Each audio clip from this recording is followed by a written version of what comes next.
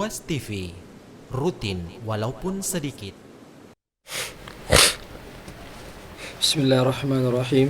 Assalamualaikum warahmatullahi wabarakatuh. Alhamdulillahirabbil alamin. Wassalatu wassalamu ala asyrafil anbiya'i wal mursalin nabiyyina Muhammadin wa ala alihi wa sahbihi ajma'in. Amma ba'd.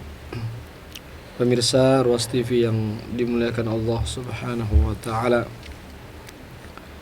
kembali kita senantiasa memuji Allah Subhanahu wa taala dan bersyukur kepadanya atas segala rahmat dan hidayahnya, sehingga pada hari ini kita dipertemukan kembali dalam satu program kajian kitab Umdatul Ahkam min Kalami Khairil Anam. Salawat dan salam senantiasa kita kirimkan kepada junjungan kita Nabiullah Muhammad sallallahu alaihi wasallam beserta keluarga dan para sahabatnya, para pengikutnya yang tetap setia berpegang teguh kepada sunnah-sunnah beliau dan para sahabatnya hingga hari kiamat kelak. Amin ya rabbal alamin. Pemirsa Ruas TV yang dimuliakan Allah Subhanahu wa taala, insyaallah pada pertemuan kita kali ini kita akan dibersamai oleh Ustadz kita Dr. Asri LC.MA yang akan membahas tentang hadis yang ke-53 dengan judul amalan yang paling dicintai oleh Allah Subhanahu wa taala, yang merupakan pengkajian dari kitab Umdatul Ahkam min Kalami Khairil Anam. Sebelum kita mulai, kita sapa dulu beliau. Assalamualaikum Ustaz. Waalaikumsalam warahmatullahi wabarakatuh. Bagaimana kabar Ustaz? Sehat?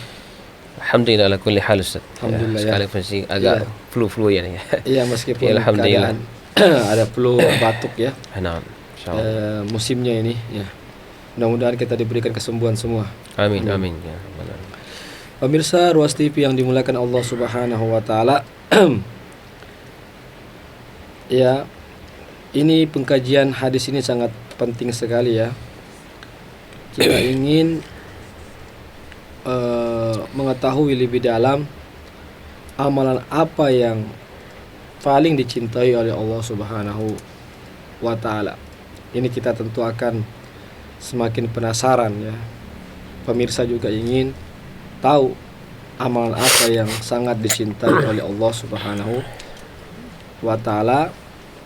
Dengannya kita akan berupaya mengetahuinya, lalu kita bisa mengamalkannya dan mengajak orang lain untuk juga mengamalkan amalan tersebut. Tentu semua kita ingin mendapatkan kecintaan dari Allah Subhanahu wa taala.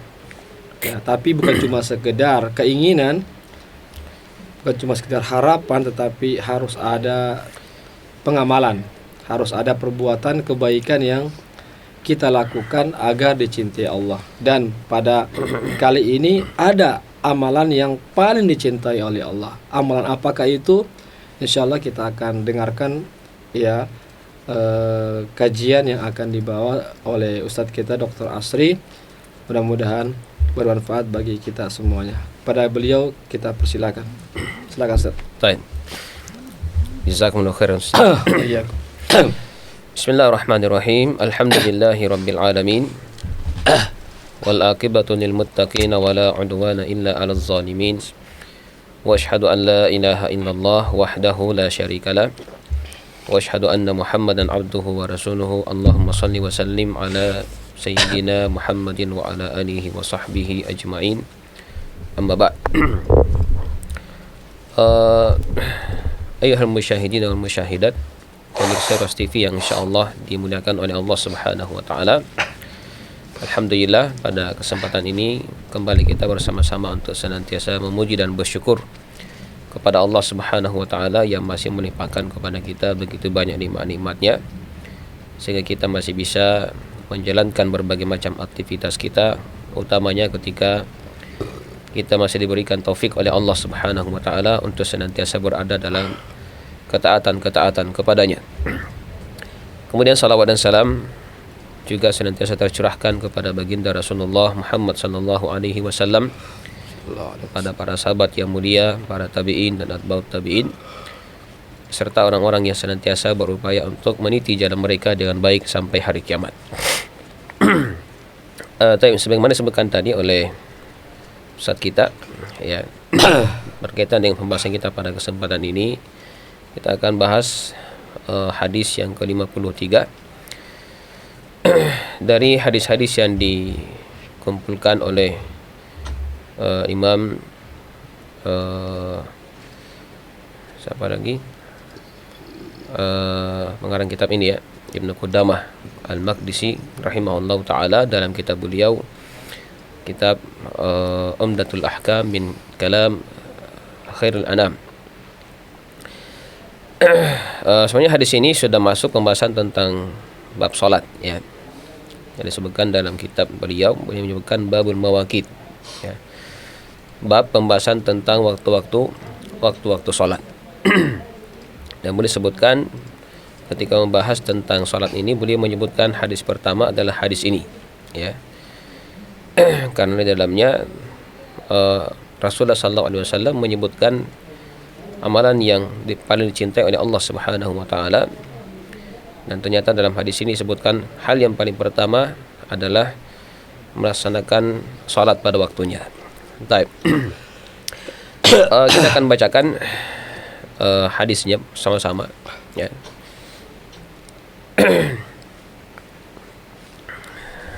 Qala al-mu'allif rahimahullah, an Abi Amr Asy-Syaibani wasmuhu Sa'ad ibn Iyas qala haddatsani sahibu hadhihi ad-dar wa asyara bi yadihi ila dari Abdullah ibn Mas'ud radhiyallahu anhu qala sa'altu an-nabiy sallallahu alaihi wasallam ayyul amali ahabbu ila Allah qala as-salatu ala waqtiha qultu thumma ay qala birrul walidain qultu thumma ay qala al-jihadu fi sabilillah qala haddatsani bihinna Rasulullah sallallahu alaihi wasallam walau istazattuhu lazadani, ya. An Amr Asy-Syaibani diriwayatkan dari an Abi Amr, ya, Asy-Syaibani diriwayatkan dari Abu Amr Asy-Syaibani, wasmuhu Sa'ad bin Iyas, dan namanya adalah Sa'ad bin Iyas. Qala haddatsani sahibu hadhihi dar, ya. Beliau mengatakan telah menceritakan kepadaku pemilik rumah ini. Wa asyara bi yadihi ila dari Abdullah ibn Mas'ud radhiyallahu anhu, dan beliau memberikan isyarat dengan tangannya ke arah rumah daripada Abdullah bin Mas'ud radhiyallahu anhu, sahabat yang mulia. Qala, ini Abdullah bin Mas'ud berkata, sa'altu Nabi sallallahu alaihi wasallam, saya pernah bertanya kepada Nabi sallallahu alaihi wasallam, ayyul amali ahabbu ila Allah, ya, wahai Rasulullah, amalan apa yang paling dicintai oleh Allah Subhanahu wa taala?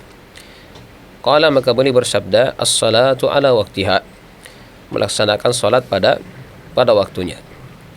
Qultu summa ay, lalu Abdullah bin Mas'ud mengatakan, lalu saya bertanya lagi, kemudian apa lagi setelah itu? Qala birrul walidain, maka beliau bersabda, berbakti kepada kedua orang tua. Qultu summa ay, kemudian saya mengatakan, apa lagi setelah itu? Qala al-jihadu fi sabilillah, maka beliau bersabda, berjihad di jalan Allah Subhanahu wa taala. Qala haddatsani bihinna Rasulullah sallallahu alaihi wasallam. Sahabat Abdullah bin Mas'ud mengatakan, Rasulullah sallallahu alaihi wasallam mengucapkan ini kepadaku. Walau istazattuhu lazadani, ya, seandainya saya minta tambahan kepada Rasulullah sallallahu alaihi wasallam, maka niscaya beliau akan menambah jawabannya kepada saya. Ya. Maka dalam hadis ini mengandung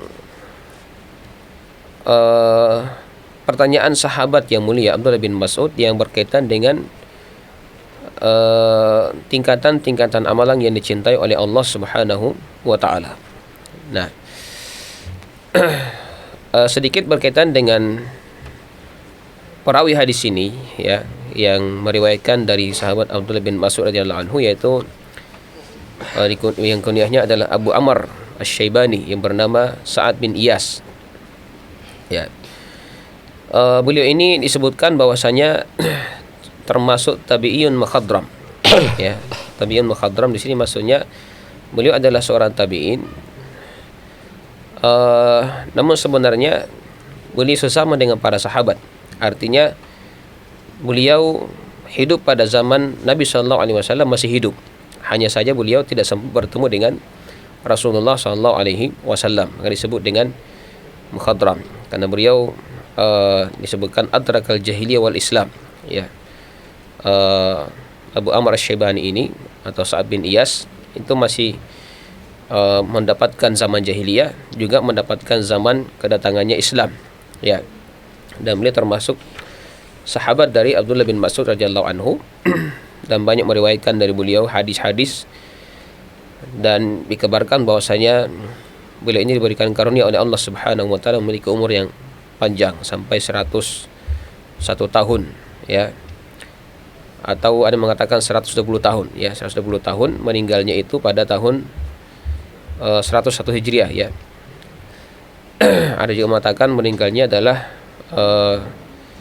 tahun 95 Hijriah. Ya.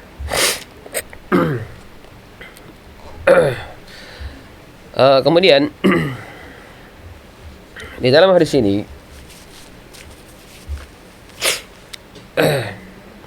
Rasulullah sallallahu alaihi wasallam ditanya tentang satu amalan yang paling dicintai oleh Allah Subhanahu wa taala. Kadang boleh ditanya juga dalam lafaz yang lain, ayu amalin afdal, ya, ayu anul a'mali afdal, ya, amalan apa yang paling afdal, ya. Maka yang kadang menjadi iskal, menjadi sesuatu yang agak rumit dipahami. Kenapa? Karena Rasulullah sallallahu alaihi wasallam sering ditanya tentang perkara yang seperti ini. Amalan apa yang paling dicintai oleh Allah Subhanahu wa taala? Amalan apa yang paling mulia, yang paling afdal? Kadang juga Rasulullah sallallahu menyebutkan khairul amal, ya, sebaik-baik amalan, atau khairukum, sebaik-baik kalian. Nah, kemudian Rasulullah sallallahu alaihi wasallam memiliki jawaban yang berbeda-beda antara satu dengan yang lain, seolah-olah ada kontradiksi antara satu hadis dengan hadis yang lain, sehingga kadang orang bingung, ya, sebenarnya amalan yang mana yang paling baik di sisi Allah Subhanahu wa taala. Maka ada penjelasan disebutkan oleh sebagian ulama kita, di antaranya untuk memberikan jawaban terhadap adanya perbedaan seperti ini. Yang pertama, annal jawab ikhtalafa li-ikhtilafi ahwalis sa'ilin bi an a'lama kulla qaumin bima yahtajuna ilaih. Ya. Jadi Rasulullah sallallahu alaihi wasallam itu memberikan jawaban yang berbeda antara satu dengan yang lain karena memperhatikan kondisi daripada orang yang bertanya. Ya. Sehingga Rasulullah sallallahu alaihi wasallam itu memberikan jawaban yang sangat dibutuhkan oleh kaum tersebut. Ya. Aw bima lahum fihi raghbatun aw bima huwa laikum bihi. Ya, atau Rasulullah sallallahu alaihi wasallam memberikan jawaban yang memang orang tersebut adalah orang yang memiliki semangat untuk melakukan amalan itu, sehingga Rasul memotivasi dengan amalan tersebut. Ya, atau memang amalan itu adalah amalan yang sangat wajar dan pantas untuk dilakukan oleh orang tersebut, sehingga kadang satu amalan itu mungkin bagi orang lain dia bisa melakukannya, tapi dari sisi kondisinya dia agak berat untuk melakukan amalan tersebut. Nah, itu merupakan tabiat manusia. Ada orang yang ketika dalam kehidupannya sangat dekat dengan Al-Quran, sehingga kegiatannya sehari-hari berkaitan dengan Al-Quran, maka perlu untuk diberikan motivasi tentang keutamaan menghafal Al-Quran. Ada orang-orang yang rajin menuntut ilmu dalam kehidupannya, ya, itu juga perlu diberikan motivasi untuk melakukan dan semangat dalam menuntut ilmu. Ya. Ada orang yang juga rajin beribadah, ya, ibadah yang luar biasa. Kita perlu untuk memberikan motivasi, apresiasi terhadap mereka tentang ibadah-ibadah yang mereka kerjakan dengan menyebutkan keutamaan ibadah yang mereka lakukan, ya, dan seterusnya. Ya, sekalipun ada juga orang yang bisa menggabung semuanya, ya seperti sahabat Abu Bakar As-Siddiq radhiyallahu anhu, beliau dalam kehidupannya itu mampu menggabung berbagai macam amalan-amalan yang utama dalam kehidupannya. Ya. Hal yang kedua disampaikan oleh sebagian ulama berkaitan dengan adanya perbedaan riwayat seperti ini. Au kana al-ikhtilaf bi ikhtilafil awqat bi an yakuna al-amalu fi dhalika al-waqt afdalu minhu min ghairihi. Atau fi ghairihi. Ya, atau kata Rasulullah sallallahu alaihi wasallam menyebutkan jawaban yang berbeda ketika ditanya dengan pertanyaan yang sama karena adanya perbedaan waktu. Ya, maksudnya di sini kadang ada amalan yang satu waktu dia paling afdal dibandingkan dengan amalan yang lain. Di sisi lain juga ada amalan yang ketika dikerjakan di waktu yang lain dia lebih utama daripada amalan yang pertama tadi. Nah, sehingga beliau menyesuaikan antara satu amalan yang afdal di waktu ini, kemudian di waktu yang lain juga beliau menyebutkan bahwasanya amalan inilah yang lebih afdal dibandingkan dengan amalan-amalan yang lain. Ya. Nah, seperti misalnya kalau kita menyebutkan misalnya kalau kita berzikir, ya kita berzikir dengan apa yang paling mulia, maka sebagian ulama mengatakan bahwasanya zikir yang paling mulia itu adalah dengan baca Al-Quran, karena dia merupakan kalamullah. Ya. Tapi dalam hadis juga Rasulullah SAW pernah menyebutkan afdaluz zikir la ilaha illallah. Ya, zikir yang paling mulia itu adalah kalimat tauhid, kalimat la ilaha illallah. Ya. Jadi kadang ada momen-momen ya di mana kita dalam keseharian kita di mana situ kita melakukan suatu amalan yang mungkin mirip dengan amalan yang lain dan dia lebih afdal, lebih tepat dikerjakan pada waktu itu. Jadi misalnya sekalipun dikatakan Al-Quran merupakan zikir yang paling mulia, tapi ketika misalnya datang waktu pagi dan sore ya, sehingga seandainya kita memilih yang mana yang lebih utama, apakah zikir pagi dan petang atau membaca Al-Quran, ya, tapi kita mengatakan bahwasanya untuk pada waktunya itu lebih utama kita melakukan zikir pagi dan petang, ya, karena membaca Al-Quran itu dia hanya bersifat mutlak, tidak terikat dengan waktu, sementara zikir pagi petang itu terikat dengan waktu. Nah, sehingga ketika datang waktunya, maka kita mengatakan lebih utama kita berzikir kepada Allah Subhanahu wa taala, termasuk kalimat tahlil tadi, ucapan tauhid, kalimat la ilaha illallah. Kemudian yang ketiga, ya, untuk memberikan penjelasan tentang riwayat-riwayat seperti ini, anna afdal laysat mi ala babiha bal murad biha al-fadlun mutlak al murad min afdalil a'mal. Ya. Bahwasanya disebutkan sebagai amalan yang paling mulia di sini ya, karena dia sesuatu yang bukan pada bab tertentu, tetapi dia adalah afdal secara umum. Ya, seperti tadi disebutkan ya, bahwasanya ketika dikatakan bahwasanya berzikir dengan baca Al-Quran itu adalah perkara yang paling mulia, karena itu adalah kalamullah. Ini bersifat mutlak secara umum, ya. Ya. Tapi ketika berkaitan dengan amalan-amalan tertentu yang muqayyad bil waqt, ya, amalan-amalan yang terikat dengan waktu seperti zikir-zikir tadi, ya, maka ketika datang waktunya itu, maka kita mengatakan bahwasanya zikir itulah yang paling mulia untuk kita kerjakan pada waktu tersebut, ya. Dari hadis ini ada beberapa masail, ya, pembahasan yang perlu kita ambil dari penggalan-penggalan hadis yang kita sebutkan tadi. Yang pertama, perawi hadis tadi Abu Amr Asy-Syaibani atau Sa'ad bin Iyas mengatakan, haddatsani sahibu hadhihi dar, saya telah dikabarkan kepada pemilik rumah ini, ya, pemilik rumah ini, dan beliau menunjuk ke rumah daripada sahabat yang mulia Abdullah bin Mas'ud radhiyallahu anhu. Fihi dalil ala anna al-isyarata yuktafa biha an at-tasrih bil ism. Ya. Di sini ada dalil yang menunjukkan bahwa memberikan isyarat itu kadang menjadi sesuatu yang dicukupkan dari menyebutkan nama secara langsung atau secara sharih, secara jelas, ya. Dan itu sudah dianggap bahwasanya itu mewakili dari penyebutan nama tersebut. Ya. Jadi contoh misalnya kalau ada seorang suami mengatakan bahwasanya talaqtu zaujati, saya telah mentalak istriku, sementara istrinya cuma satu, maka talaknya jatuh kepada istrinya. Ya, talaknya jatuh terhadap istri sekalipun tidak menyebutkan nama istrinya. Ya, dia tidak menyebutkan bahwasanya saya telah mentalak si fulana. Ya. Tapi kalau istrinya cuma satu dan dia mengatakan saya mentalak istri saya, maka talaknya jatuh. Ya, talaknya jatuh kepada istrinya tersebut. Ya. Ini juga pernah dilakukan oleh Imam Malik rahimahullah taala ketika beliau mengatakan kullu qaulin yuqbalu wa yurad illa sahibi hadzal qaul illa sahibi hadzal qabr al-qabr. Nah, setiap perkataan seseorang itu bisa diterima, bisa ditolak kecuali penghuni kubur ini, dan beliau memberikan isyarat kepada kuburnya Nabi sallallahu alaihi wasallam. Ya. Karena beliau di Madinah dan beliau bisa berada langsung di samping kuburan Nabi sallallahu alaihi wasallam. Kemudian disebutkan di sini fil hadis dalilun ala anna ba'da at-ta'at ahabbu ila Allah min ba'd. Di dalam hadis ini juga ada dalil yang menunjukkan bahwasanya sebagian ketaatan-ketaatan kepada Allah Subhanahu wa taala itu lebih dicintai oleh Allah Subhanahu wa taala daripada yang lainnya.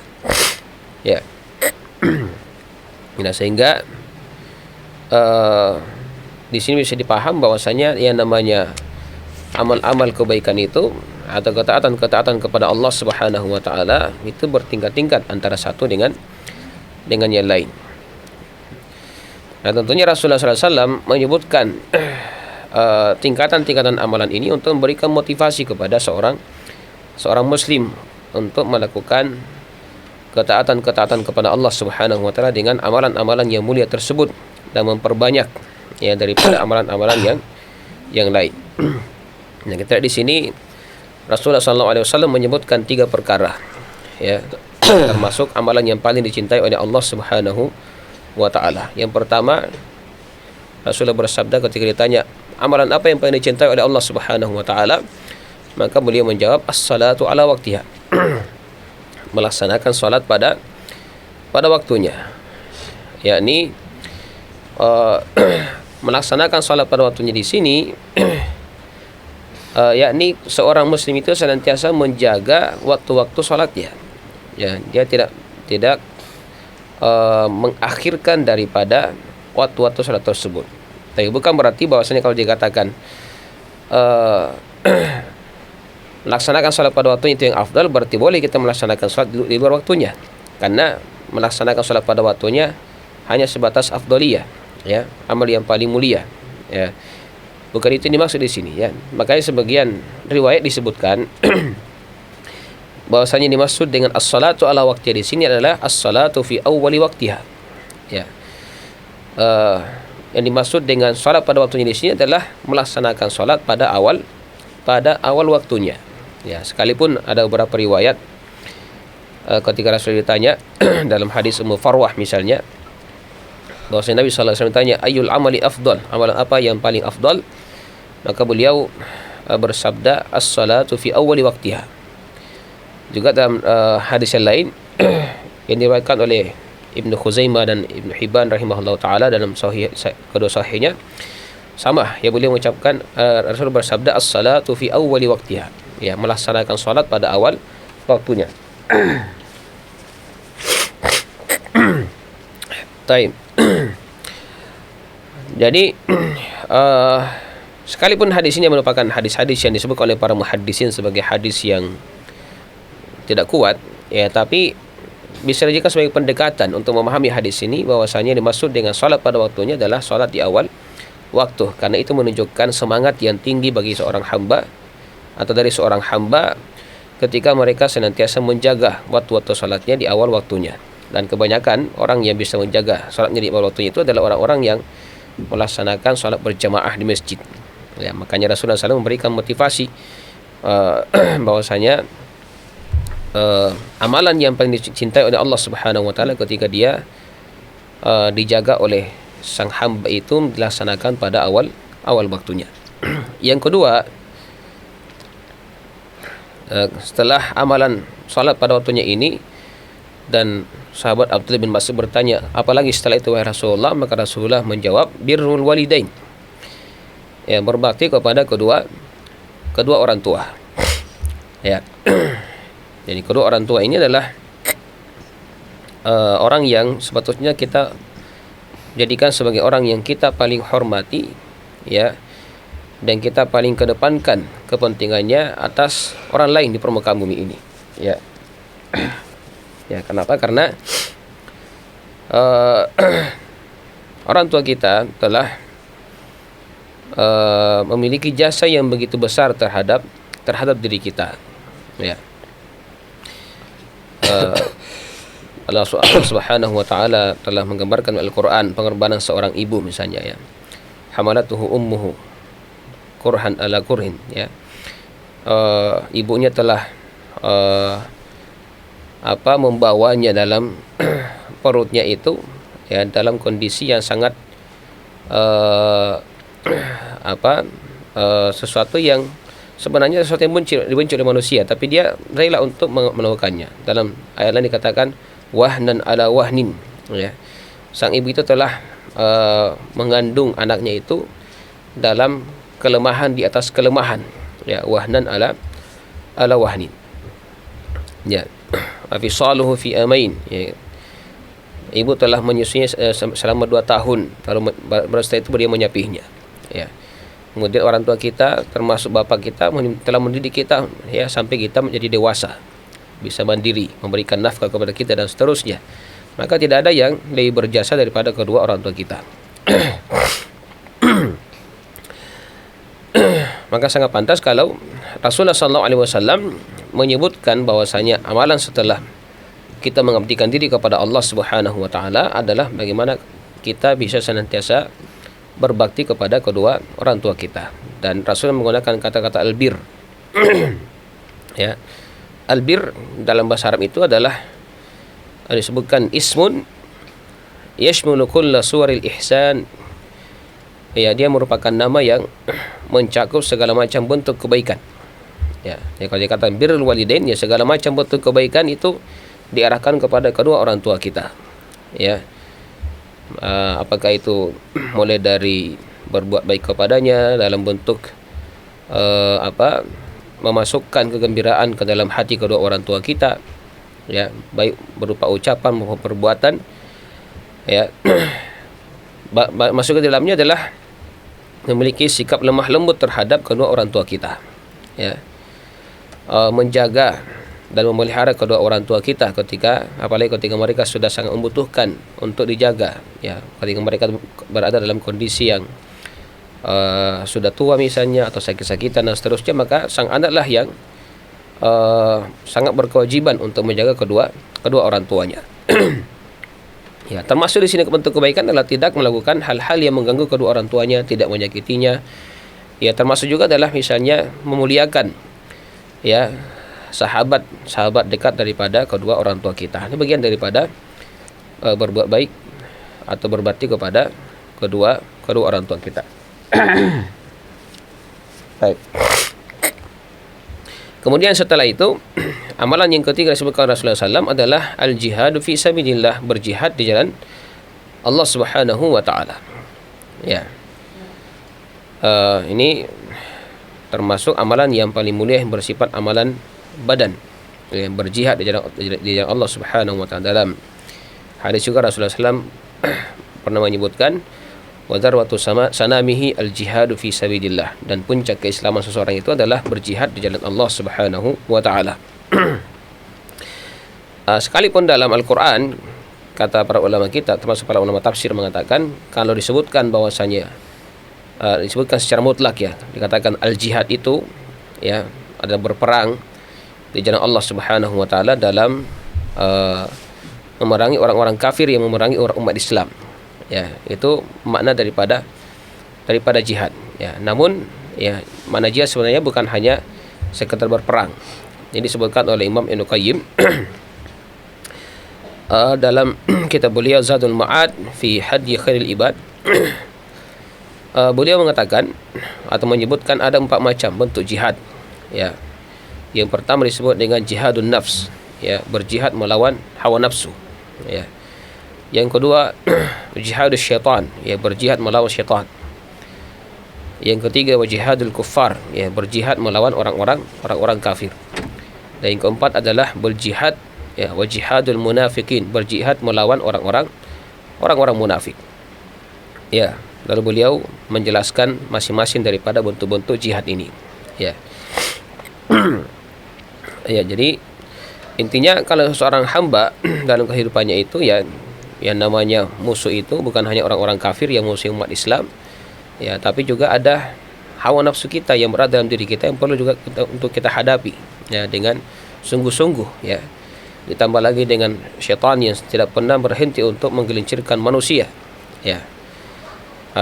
Kemudian ada juga ya syaitan yang berbentuk nyata, ya, dari kalangan manusia. Mereka orang-orang munafik, ya, orang-orang munafik yang sangat sulit untuk dikenali, ya, identitas mereka, karena mereka adalah orang-orang yang mengaku sebagai umat Islam, bahkan menjalankan syariat Islam dalam kehidupannya, tapi dalam hatinya tersimpan kekufuran, kebencian terhadap Islam dan umat Islam.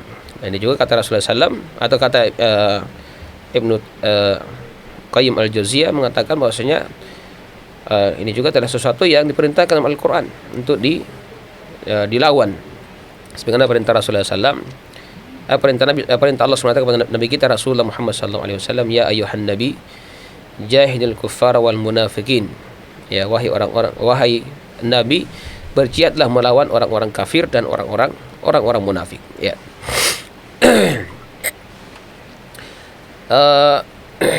Kenapa dalam hadis ini Rasulullah SAW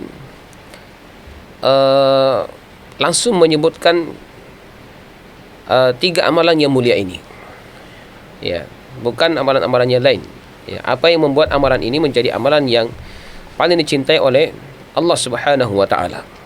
Nah, ini disebutkan oleh Imam At-Tabari.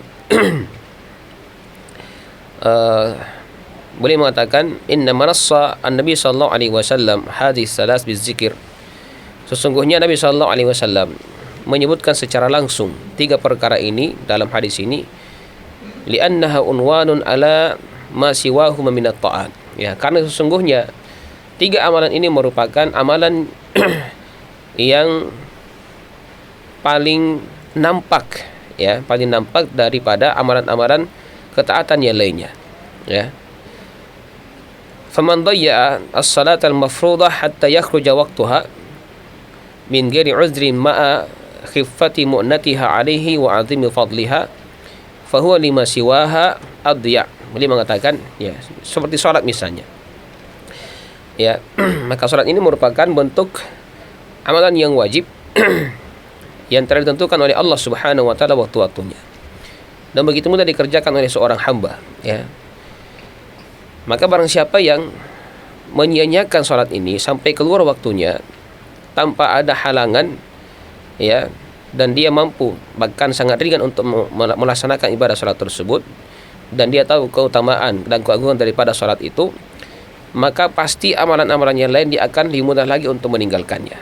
Jadi intinya, siapa yang meninggalkan salat 5 waktu itu dan terbiasa dengannya, maka sudah pasti bisa dikatakan bahwasanya dia akan menyia-nyiakan amalan yang lain, ya, seperti ibadah puasa, ya, kan dianggap lebih berat daripada melaksanakan ibadah salat, ya, mengeluarkan zakat, menginfakkan harta di jalan Allah Subhanahu wa taala, apalagi melaksanakan ibadah haji dan umrah dan seterusnya, tentunya akan lebih berat baginya untuk melaksanakannya, ya, ketimbang hanya sekedar meninggalkan salat, ya, karena salat itu merupakan amalan yang lebih mudah sebenarnya daripada amalan-amalan yang lain dari perkara yang diwajibkan oleh Allah Subhanahu wa taala. Makanya saudara Rasulullah SAW itu menjadikan salat sebagai standar, ya. Kalau salat kita sudah sia-siakan, maka lihatlah bahwasanya amalan-amalan yang lain juga akan terus sia-siakan, tidak akan dipedulikan oleh seorang hamba yang meninggalkan salat tersebut. Kemudian yang kedua kata beliau berkaitan dengan birrul walidain, ya, berbakti kepada kedua orang tua. Wa man lam yabir walidayhi ma'a fawri haqqihima alaihi kana li ghairihima aqall birran. Ya. Begitu juga dengan kedua orang tua, ya. Seseorang yang meninggalkan berbakti kepada kedua orang tua, padahal keduanya adalah orang yang paling berjasa dalam hidupnya, ya, namun demikian dia tidak berbakti kepada keduanya, maka niscaya dia tidak akan mampu berbuat baik kepada orang lain selain daripada orang tua. Jadi intinya di sini bahwasanya orang mengatakan jangankan berbuat baik kepada orang lain, berbuat baik kepada orang tuanya saya tidak, ya, tidak mau menolong orang tuanya, tidak berbakti kepada orang tuanya, apalagi baik berbuat baik kepada orang lain. Nah, jadi ini juga merupakan mi'yar, ya, barometer bagi seorang hamba. Kalau kedua orang tuanya saya disia-siakan, apalagi orang lain, ya, apalagi orang lain. Kemudian berkaitan dengan jihad di sini, ya, disebutkan di sini, man taraka jihadal kuffar ma'a syiddati adawatihim lid-din kana li jihad ghairihim minal fusaq atrak, ya. Itu juga barang siapa yang meninggalkan berjihad melawan orang-orang kafir yang begitu keras, ya, permusuhannya kepada umat Islam, ya, tidak mau berjihad melawan mereka, ya, mengkanter apa yang mereka serang terhadap umat Islam, ya, yang pada hari ini bukan hanya berjihad dari sisi berperang melawan kita dengan senjata, tapi yang paling nampak pada hari ini adalah ghazul fikr, ya, perang pemikiran yang mereka arahkan untuk menyerang umat Islam pada hari ini, ya. Kalau kita sudah tidak berjihad dengan melawan mereka dengan mengkanter apa yang mereka tuduhkan kepada Islam dan umat Islam, maka tentunya ya, mengkanter hal-hal yang lain yang lebih rendah derajat daripada berjihad, ya, seperti orang-orang fasik, ya, tidak akan peduli lagi, ya. Jadi intinya kalau kita tidak berusaha untuk membentengi umat ini dari serangan orang-orang kafir baik fisik maupun non fisik, maka menghadapi orang-orang yang lebih rendah pengaruh negatifnya terhadap umat Islam itu juga tidak akan dipedulikan dalam kehidupan kita. Dan itulah yang bisa kita lihat pada hari ini, ya. Begitu banyak orang-orang seolah-olah menutup mata ketika terjadi berbagai macam kemungkaran yang di sekelilingnya, ya. Bahkan mungkin kita sendiri yang kadang terjatuh dalam kemungkaran tersebut, waliyazubillah, ya. Maka ini yang tiga hal yang disebutkan di sini. Tajtami'u fi anna man hafaza 'alaiha kana lima siwahuma ahfad, kata beliau. Maka barang siapa yang menjaga tiga hal ini, ketika dia komitmen di atasnya, konsisten di atasnya, maka dia akan lebih kuat lagi dalam menjaga yang lainnya, ya. Wa man dayya'aha kana lima siwahuma atiyan. Dan sebaliknya siapa yang menyia-nyiakan tiga hal ini, maka pada perkara yang lain dia bisa lebih menyia-nyiakannya lagi, ya, lebih menyia-nyiakan lagi amalan yang lain. Kemudian di antara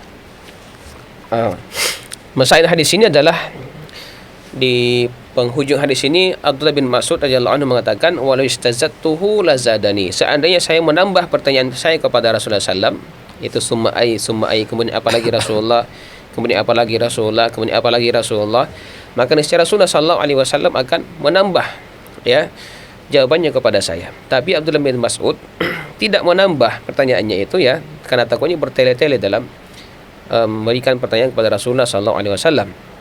Nah, sehingga di sini bisa dipaham bahwasanya seorang penuntut ilmu juga kadang harus mengerti dengan kondisi gurunya, ya.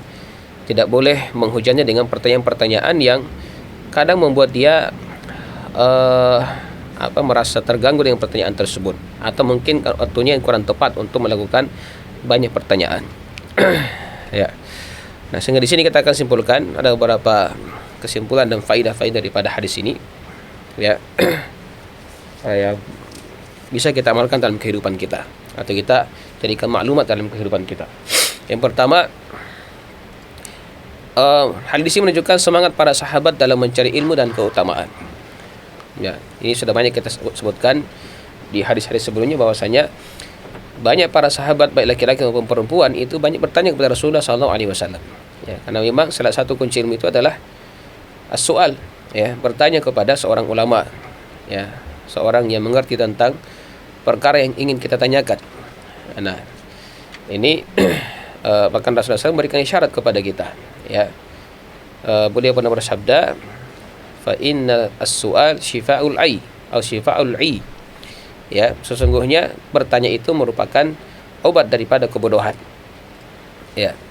Jadi jangan sampai kita ada perkara-perkara yang tidak jelas bagi kita, atau bahkan kita tidak tahu sama sekali, baru kita juga tidak mau bertanya.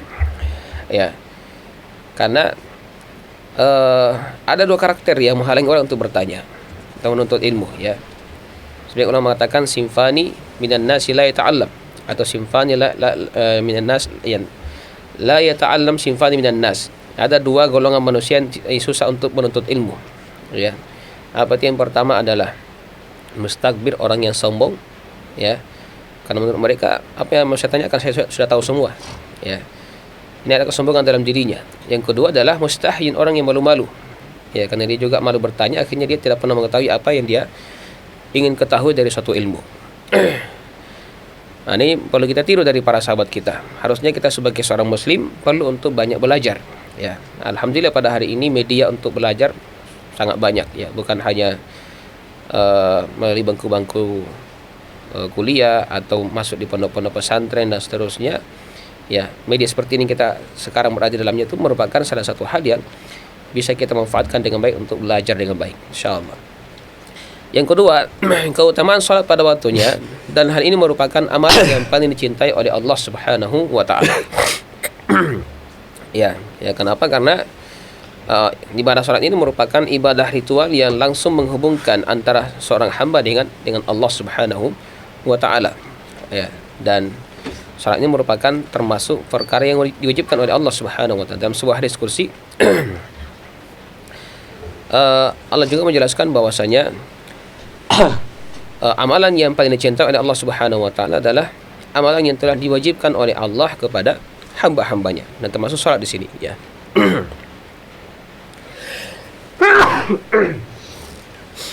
Kemudian yang ketiga, berbakti kepada kedua orang tua lebih mulia daripada berjihad di jalan Allah Subhanahu wa taala. Karena dia tingkatan yang kedua, sementara berjihad di tingkatan ketiga. Ya. Dalam banyak hadis juga, beberapa hadis, ya, disebutkan bahwasanya kadang ada sebagian sahabat, kalangan pemuda dari para sahabat, ya, ketika datang kepada Rasulullah SAW meminta izin untuk ikut berjihad di jalan Allah Subhanahu wa taala, maka hal yang paling pertama ditanyakan oleh Rasulullah SAW, ya, awalidaka hayyun, apakah kedua orang tuamu itu masih hidup? Ya, maka orang itu mengatakan, na'am ya Rasul, masih hidup. Ya, maka Rasulullah mengatakan, fa fihi ma fajahid, maka berjihadlah dengan menjaga kedua orang tuamu. Jadi artinya seandainya orang tua kita itu dalam kondisi membutuhkan bantuan kita, ya, bantuan dalam segala keperluannya dalam kesehariannya, kemudian ada seruan untuk berjihad di jalan Allah Subhanahu wa taala, maka harusnya orang itu lebih mendahulukan untuk menjaga kedua orang tuanya, ya, mengurus kedua orang tuanya ketimbang ikut berjihad di jalan Allah Subhanahu wa taala. Kemudian yang keempat, keutamaan berjihad di jalan Allah Subhanahu wa taala.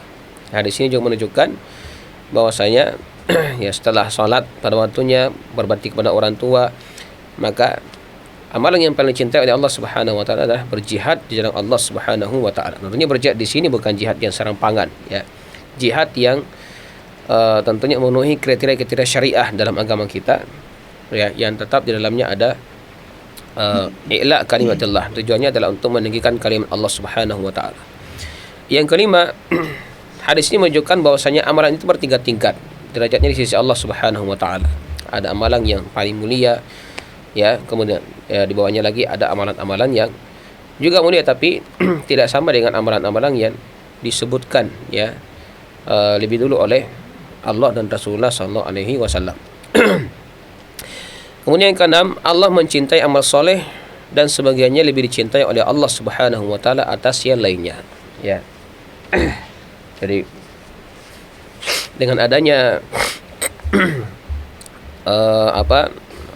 pertanyaan dari Abdullah bin Mas'ud radhiyallahu anhu ini kepada Rasulullah SAW berkaitan dengan amalan yang paling dicintai oleh Allah Subhanahu wa taala, ini menunjukkan bahwasanya amalan itu tidak satu derajat, dan juga tidak semua amalan itu dicintai oleh Allah Subhanahu wa taala dengan kecintaan yang sama. Maka seorang hamba hendaknya senantiasa bersungguh-sungguh untuk mengetahui amalan apa yang paling dicintai oleh Allah Subhanahu wa taala dan berusaha untuk komitmen menjaga daripada amalan-amalan tersebut, karena itu akan mendatangkan mahabbah, kecintaan kepada hamba tersebut. Kemudian yang ketujuh, yang dimaksudkan dalam pertanyaan dalam hadis ini adalah amalan fisik. Ya, amalan secara fisik. Jadi artinya di sini bahwasanya dari ketiga perkara yang disebutkan oleh Rasulullah SAW dalam hadis ini itu adalah amalan yang bersifat fisik. Ya, adapun berkaitan dengan sesuatu yang bukan bersifat fisik, maka tentunya itu adalah sesuatu yang menjadi rahasia antara seorang hamba dengan Allah Subhanahu wa taala.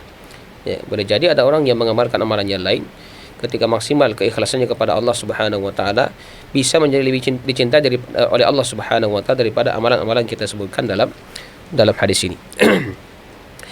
Kemudian yang kedelapan, penetapan sifat mahabbah bagi Allah Subhanahu wa taala. Jadi Allah Subhanahu wa taala itu memiliki sifat mahabbah, kecintaan. Ya, Allah cinta terhadap hamba-hambanya yang dekat dengannya. Ya. Juga Allah Subhanahu wa taala sebutkan dalam sebuah hadis qudsi, wala yazalul abdi yataqarrabu ilayya bin nawafil hatta uhibbahu. Ya, tidaklah hamba-Ku itu senantiasa mendekatkan diri kepada saya dengan amalan-amalan yang sunnah, melainkan saya akan mencintainya, kata Allah Subhanahu wa taala. Jadi dalam Al-Qur'an juga banyak ya Allah menyebutkan bahwasanya Allah mencintai sebagian daripada hamba-hambanya yang memiliki karakter terpuji, seperti innallaha yuhibbut tawwabin. Sesungguhnya Allah Subhanahu wa taala menyukai orang-orang yang banyak bertobat kepada Allah Subhanahu wa taala, dan amalan-amalan yang lainnya juga disebutkan dalam beberapa ayat. Kemudian yang kesembilan, keutamaan bertanya tentang ilmu, apalagi berkaitan dengan perkara yang penting.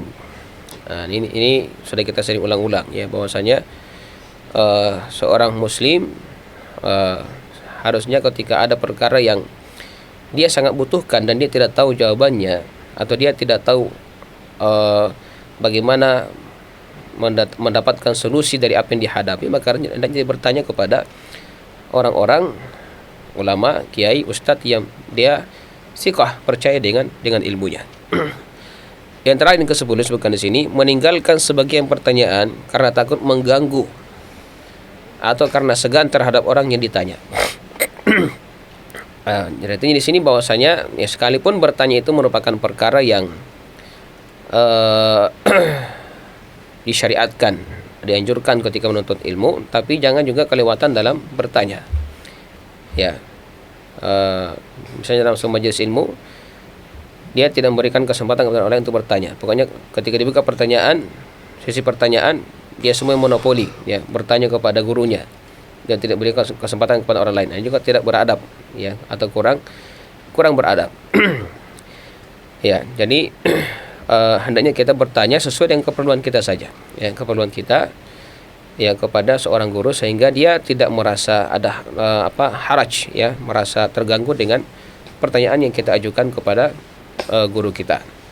Ya, kalaupun kita mau berkonsultasi lebih banyak, maka sebaiknya mencari waktu yang tepat, ya, untuk bisa berkonsultasi, mempertanyakan tentang perkara-perkara yang mungkin butuh pendalaman, ya, butuh pendalaman. Ya, ini tentunya bukan di sembarang tempat, ya, tapi membutuhkan waktu yang khusus, ya, mana mungkin tempat yang cocok juga, ya, untuk bertanya kepada seorang guru.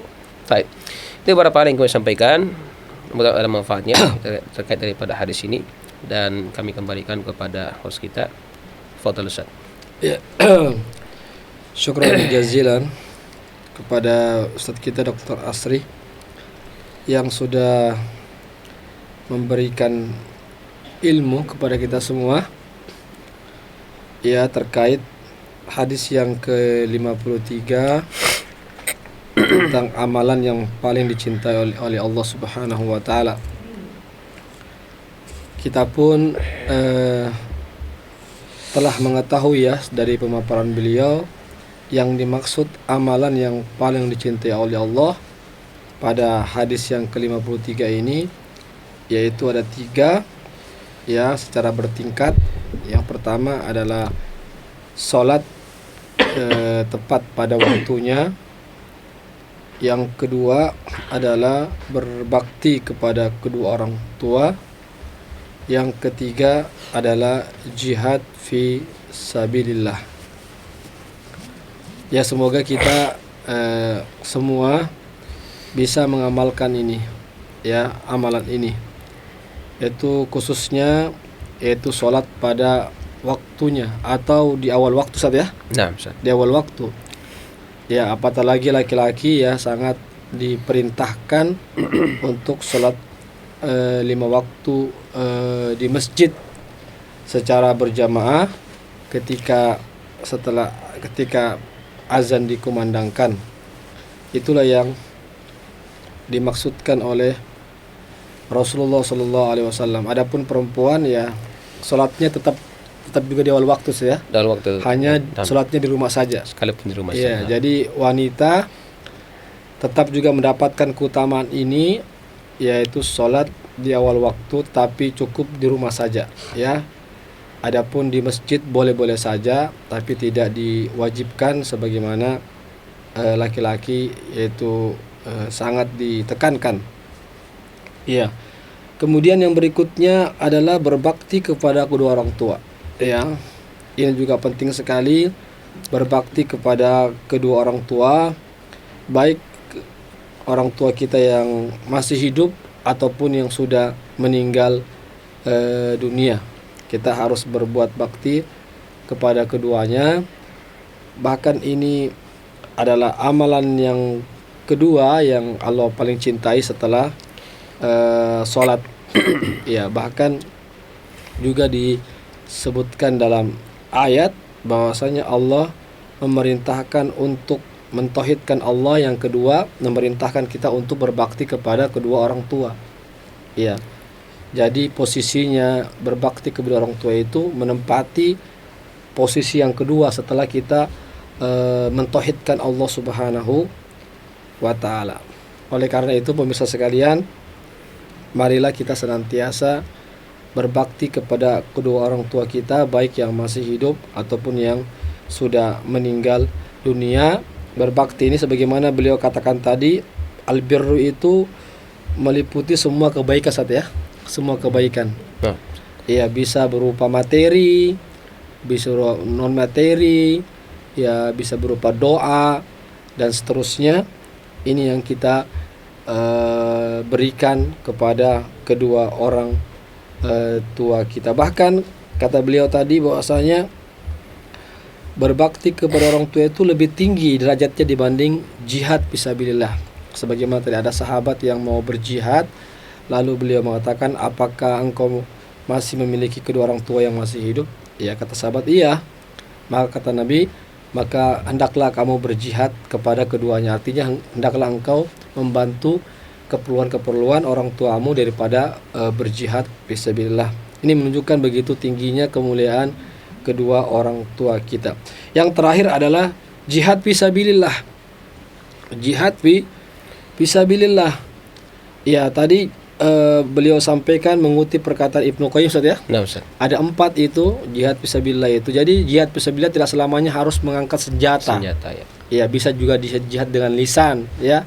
Seperti tadi berjihad terhadap orang munafik, yaitu dengan lisan, yang mengajak mereka menyampaikan hujah-hujah, menghilangkan syubhat-syubhat. Ya, begitu juga jihad terhadap diri kita sendiri, yaitu hawa nafsu kita. Kita perangi, kita kendalikan hawa nafsu kita. Itu juga termasuk jihad. Bahkan juga jihad melawan setan yang tidak nampak, itu juga jihad. Dan juga termasuk jihad melawan orang-orang kafir yang ingin mengganggu agama Islam dan kaum muslimin. Maka kita bisa berjihad, baik jihad dengan kekuatan tangan, kekuasaan, atau jihad dengan lisan, ya, atau dengan apa yang kita miliki. Ya, saya pikir apa yang beliau sampaikan sangat jelas sekali. Para pemirsa sekalian, semoga apa yang beliau sampaikan ini memberikan kepada kita pencerahan, satu tambahan ilmu dan wawasan agar kita bisa mengamalkannya dalam kehidupan kita sehari-hari, sehingga kita pun menjadi orang-orang yang dicintai oleh Allah Subhanahu wa taala. Amin amin ya rabbal alamin. Kita ucapkan syukran wa jazakumullah khairan kepada Ustaz kita Ustaz Asri, Dr. Asri atas segala ilmu dan pemaparannya. Dan kami ucapkan juga syukron jazilan wa jazakumullah khair kepada para pemirsa Ruas TV yang sudah berkenan untuk menyaksikan live atau acara kami pada hari ini. Semoga kita semua mendapatkan manfaatnya. Dan kami mohon maaf jika ada kekurangan dalam acara ini. Kami mohon ampun kepada Allah jika ada kesalahan-kesalahannya. Baiklah, kita tutup. InsyaAllah kita akan bertemu kembali pada episode berikutnya. Kita tutup dengan membaca doa penutup majelis. Subhanakallahumma wa bihamdik asyhadu an la ilaha illa anta astaghfiruka wa atubu ilaik. Assalamualaikum warahmatullahi wabarakatuh.